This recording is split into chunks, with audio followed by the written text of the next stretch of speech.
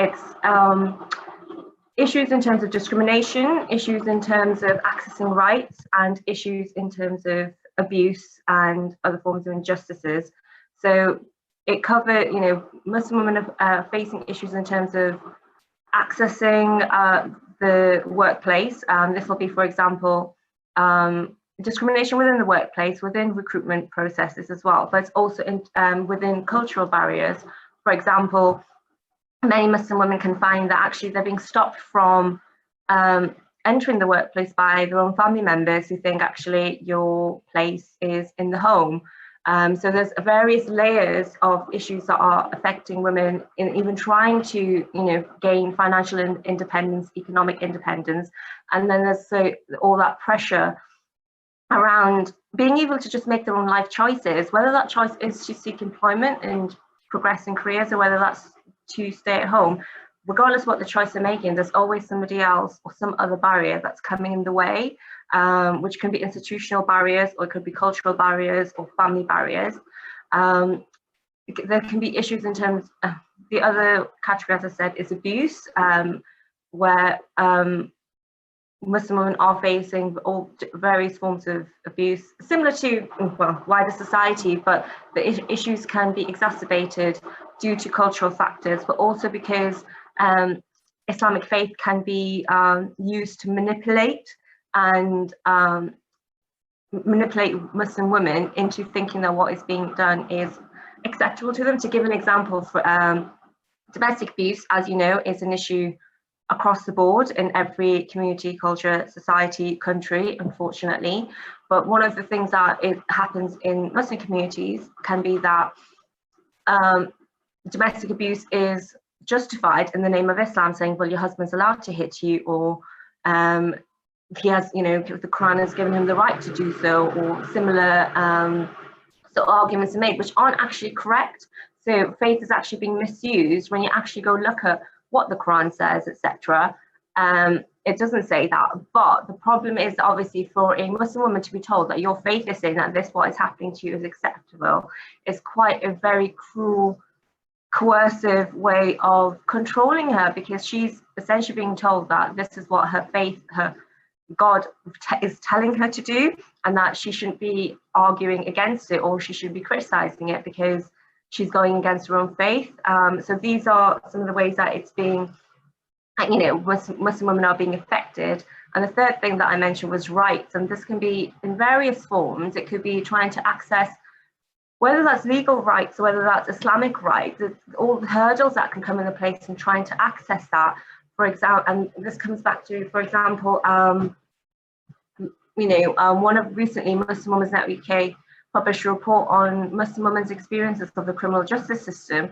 Now, our laws and our policies in the criminal justice system give Muslim women the ability to take a matter to court, if they've been physically or sexually abused. Yet our case studies highlighted that just because the law is there, that doesn't mean it's accessible. And just because justice is in principle there, that doesn't mean that you are actually going to be able to access justice. We've had various issues that were highlighted. For example, we had a victim of child sexual abuse, historic child sexual abuse, a Muslim woman who decided that she finally wanted to speak up about the abuse that she'd faced at the hands of family members and report them. And it takes a lot of courage to do that, as it is, but especially to do that when you're a Muslim woman in the UK, given all the stigma, all of the barriers that will come with it, the fact that she will be ostracized from communities. If it was known that this happened to her, the victim is essentially victimized again and again, as when these disclosures happen. So she took the brave step to do so, and the police said that they can't take any action because of the statutory limitations, even though that doesn't even apply. That kind of the Limitation Act applies to driving offences, or that kind of minor offences, not to sexual abuse. But can you imagine the victim in that situation after taking all of that courage, all of that personal effort that is involved in it, because she obviously went through her own battles to get to the stage, and then she was told she can't access justice anymore.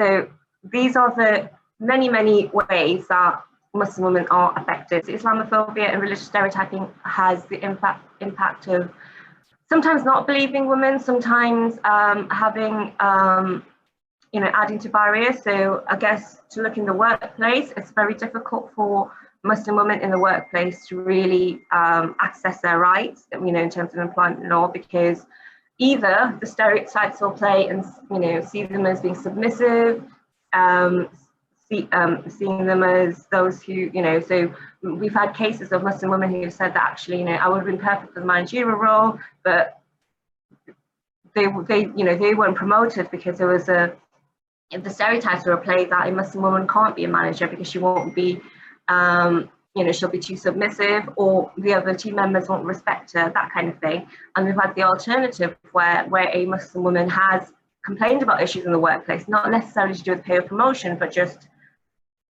issues such as harassment in the workplace or bullying in the workplace. Immediately, the alternative stereotype of they're troublemakers, or they're just here to cause troubles, the outsiders type of mentality kicks in, saying, oh, she's just doing this for that reason. So it's very easy to dismiss, it's very easy to add barriers to Muslim women in trying to obtain their rights, but also very easy to dismiss them trying to access rights because of Islamophobia and religious stereotyping. But also another element of Islamophobia and religious stereotyping is that while institutions and organizations and individuals do that in the provision of services or in the workplace, or when trying to access goods, etc., what also happens is within the Muslim community itself, they use that to their advantage to further control Muslim women and girls. So, for example, Muslim girls, in fact, to give you an example, a Muslim girl was once told, don't go into law, don't pursue a legal career because there's no point. There's so much discrimination and Islamophobia that you'll never get anywhere. It's actually better off for you to just get married and not bother going to university. And this is a perfect example of using all of that to actually stop somebody from pursuing their career choices, from pursuing employment and directing them into a life that they really don't want to. And it is more and more of an issue. Other examples are, stopping women and girls from going outside, saying, oh, no, you don't do this because what if you get attacked at night? And it's always done in this paternalistic, under this pretense of, oh, we're trying to save you, we're trying to protect you from the Islamophobes, we're trying to protect you from hate crimes and all of that. But actually, it's misogyny. Yes, there is, of course, hate crimes are very real. As a Muslim woman, I get scared standing on a tube platform in case somebody pushes me in front of the tube train. That's something that I worry about, and I'm not even visibly Muslim. I don't wear the hijab. So I'm not trying to dismiss the very real concerns around hate crimes and Islamophobia, but it is also being misused to further trap Muslim women and girls.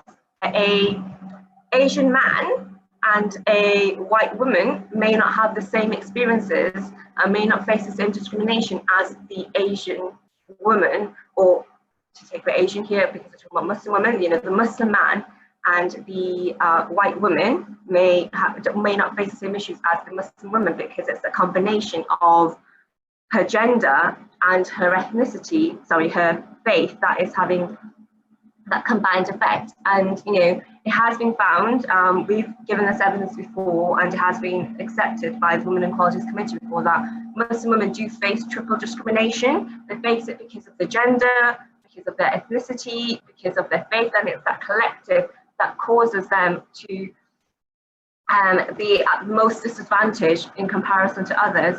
And obviously, if we then add disabilities to that, if we add age discrimination to that, the inequalities just increase and compound. And so intersectional characteristics are exceptionally important here. And one of the things I will say is that actually our laws themselves have not recognized that. And to give you an example, if we look at the Equalities Act, when it was first drafted, there is a provision, Section 14, which recognizes multiple discrimination, in the sense that, it recognizes that you could be discriminated because of your ethnicity and your sex. I'm going to say sex, because gender isn't in the Equality Act, but obviously I'm not trying to get into a debate about sex and gender here, but it's just, the two characteristics. You could, Section 14 would have allowed that you're able to pursue a claim on, based on two characteristics, yet that's never been enacted, and I absolutely don't understand why, because that particular provision would be especially useful for Muslim women, because, as I say, like, how does a Muslim woman, or how does any individual being discriminated for more than one reason prove which of the reasons is why they're being discriminated against? If a Muslim woman has been discriminated because of the combination of her gender and ethnicity and faith, which of the three is she supposed to prove? Because maybe her faith alone, or maybe her ethnicity alone, or her gender alone would not have led to her being treated in the way she was, and it was that combination that caused it. If CEDAW was incorporated into domestic law, we won't constantly be fighting. We won't constantly be playing catch up, but also we won't constantly be fighting for the laws to recognise and address the issues. To give you one example, actually, so one of the key issues that we deal with at Muslim Women's Network is this issue of Islamic-only marriages, where Muslim women are finding themselves, they are married, but only religiously, so they have no legal rights, which means the husbands can just leave them, or, if their Islamic marriage ends, then they have no rights to the home or to finances, which is obviously especially problematic if they have, they've been putting money in, or they've been looking after children and all of that kind of thing. But also, there's this whole issue about where a woman wants to leave an Islamic marriage, but the husband won't let her. So he's tying her to him, essentially, and refuses to divorce her. And then she has to go to Sharia councils or similar to get an Islamic divorce, because, and obviously there's various discriminatory issues around that. Now, in 2019, CEDAW and also the Council of Europe and various international bodies have essentially said to the UK, you need to do something about this. You need to bring in laws to address these issues of Islamic-only marriages and the abuse and injustice that they're creating, but nothing has happened. When we're in 2021 now, and I'm saying 2019, but this has been something that has been going on for a very long time. And CEDAW has, I'm sure CEDAW also raised this in 2015. So this is something that internationally CEDAW committee, etc., have been talking about, yet the UK is ignoring. And I think if CEDAW was incorporated into domestic law, that stops the excuse. It means that our government has to do something about it. We don't have to keep justifying it and saying, please, please, or keep begging, saying, please, please do this. It would be, no, sorry, actually, you're required to address this issue because CEDAW is now in domestic law.